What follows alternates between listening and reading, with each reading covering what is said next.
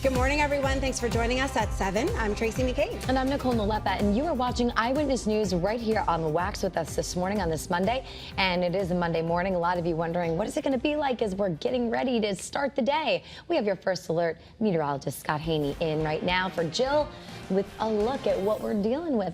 The rain's heading out? It's in Windham County. That's it. Okay. So we do have a little bit of a lull out there right now, but the Nice. rain is going to be moving in as we move through the day today.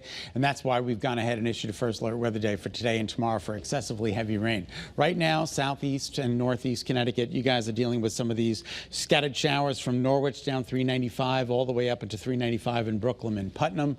So just be careful. The roads are all wet all across the state from overnight rain. Today and tomorrow, our first alert weather days, rain. It's going to be heavy at times. Between yesterday and Wednesday, we could pick up anywhere from 3 to 5+ inches of rain. That's a lot of rain. But the good news is it's spread out over 2 to 3 days. So that's some benefit. Ponding on roadways is not out of the realm of possibility, and some poor drainage flooding is likely. We have the excessive rain outlook at level 2, which means business. This was upgraded just about 3 hours ago to level 2. Tomorrow we're at level 1. So it looks like the access of the heaviest rain will be during the day today. Tomorrow it gets just a wee bit better. Wednesday a wee bit better after that. And then this system that's cut off from the jet stream finally moves away Wednesday afternoon, Wednesday night, and Thursday looks better. But Friday, another system rolls in. So don't put those umbrellas away anytime soon. Heavy rain is expected today, flooding possible. We're talking about temperatures in the low 60s, which is cooler than average by about 5 to 8 degrees.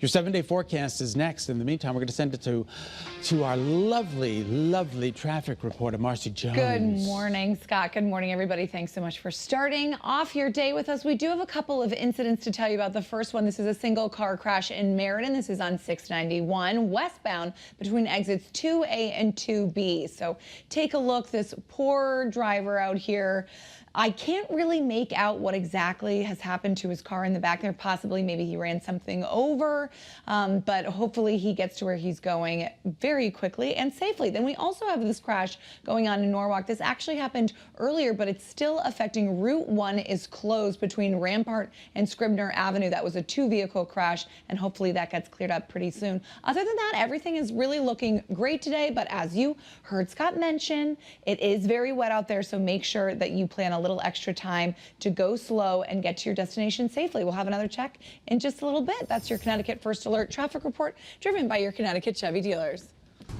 Well, just hours ago, thousands of Pratt Whitney workers walked off the job site. The company's machinists went on strike at midnight. And your reporter, Roger Susanna, has more now from the picket line right near Pratt Whitney in East Hartford.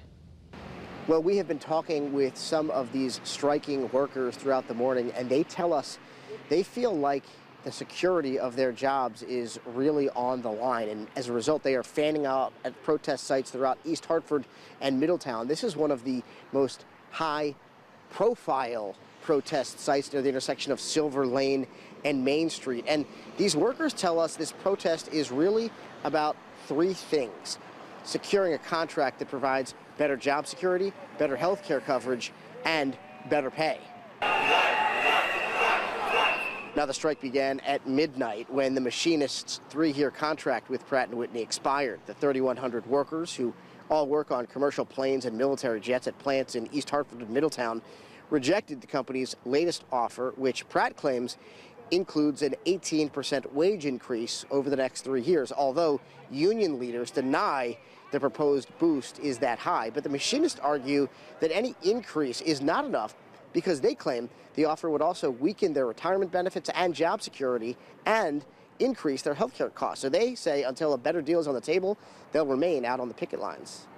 We'll be down in front of Pratt & Whitney, letting them know what we want, why we're there, and waiting until our negotiating committee can get back to the table of the company and make a better deal for us. A Pratt & Whitney spokesperson did fire back, writing in part, our local workforce is among the highest compensated in the region and the industry. We have no immediate plans to resume negotiations at this time, and we have contingency plans in place to maintain operations and to meet our customer commitments. And as I mentioned, we have been speaking with several of the workers who are on strike this morning, including the union president. They say they'll remain on the picket lines as long as it takes. Reporting in East Hartford this morning, I'm your reporter, Roger Susannon, Channel 3 Eyewitness News, I'll send it back to you.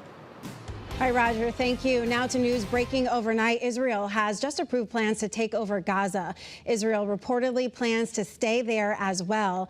The country has escalated its war with Hamas in the last 2 months since a peace deal fell apart. Gaza's health ministry says hundreds of people, including children, have been killed since March. In Suffield, Route 75 is now back open to traffic after it was closed right near Perimeter Road due to a crash involving a pedestrian. This happened last night. Investigators say the pedestrian was walking right along the edge of the road. We know that that pedestrian was taken to the hospital, had some injuries, and we also know the driver is cooperating with police. Well, tonight, voters in Prospect and Beacon Falls will decide whether to approve a school budget increase of more than $1 million. It would be the largest budget hike in almost a decade. The Region 16 superintendent says the budget has not kept up with rising costs for special education services and utilities, but it could also raise taxes. Tonight's vote takes place at 7 o'clock at Long River Middle School. Right now, time is running out to upgrade your identification card to a real ID if you haven't already. Now you have just a few days starting this Wednesday, May 7th. You need to have a real ID in order to board an airplane or enter a government building, including courthouses. You can upgrade your ID card by making an appointment at the DMV. And if you can't do so by Wednesday, you can use your passport instead. Well, today, federal student loan collections will resume for borrowers who are in default. The Department of Ed is ending a pandemic-era pause, and that lasted for 5 years. Experts say more than 5 million people, though, will be impacted by this change. So if you owe money on a student loan, you're going to have to start making monthly payments, enroll in an income-driven repayment plan, or sign up for a loan rehab program. At the Capitol today, lawmakers could vote as soon as this afternoon on a proposed contract agreement between the state and 900 state police officers. The current contract was finalized in 2023, and it runs through next June. It could impact negotiations with other state employees next year. Today in Farmington, local leaders are meeting with students and educators to discuss youth mental health challenges. May is Mental Health Awareness Month, and advocates say more needs to be done to connect kids with resources and support. The Trump administration announced plans last week to cut $1 billion in school mental health grants. Also today, state lawmakers will meet to discuss whether to add more safety measures for children who are homeschooled. And this all comes after a Waterbury woman pulled her stepson out of 4th grade and allegedly held him captive for 20 years. Now, the Channel 3 I-team found that there is no system in place to monitor students who are taken out of public school. Homeschooling groups say that they are being unfairly targeted. Well, this morning, President Trump is asking the Bureau of Prisons to rebuild and reopen Alcatraz. The infamous prison in the San Francisco Bay housed some of the most notorious criminals in the U.S. before it closed in 1963. It's now one of San Francisco's most popular tourist destinations.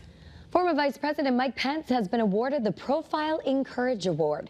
The John F. Kennedy Library Foundation in Boston recognized him for refusing to go along with President Trump's efforts to stay in office after losing the 2020 election. Pence used his acceptance speech to encourage Americans to find common ground. Also this morning, jury selection begins in the trial against Sean Diddy Combs. The 55-year-old hip-hop mogul is charged with sex trafficking and racketeering. He has pleaded not guilty. 7:09 is now the time. Thanks for joining us on The Wax. You're going to notice a couple of things. The clouds stick around, the rain icons stick around, and even the temperatures are cooler than average. So not the best day on this Monday, Cinco de Mayo.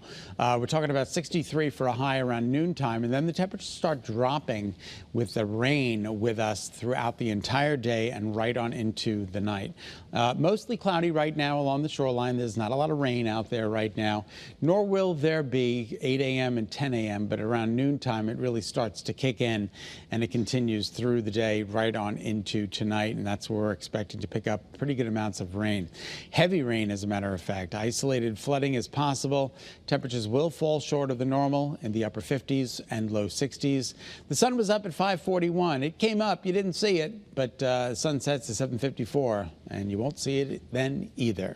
Your 7-day forecast is coming up in just minutes. In the meantime, 7:10 is now the time. We'll send it to Nicole. All right. Thanks, Scott. I'll take it from here.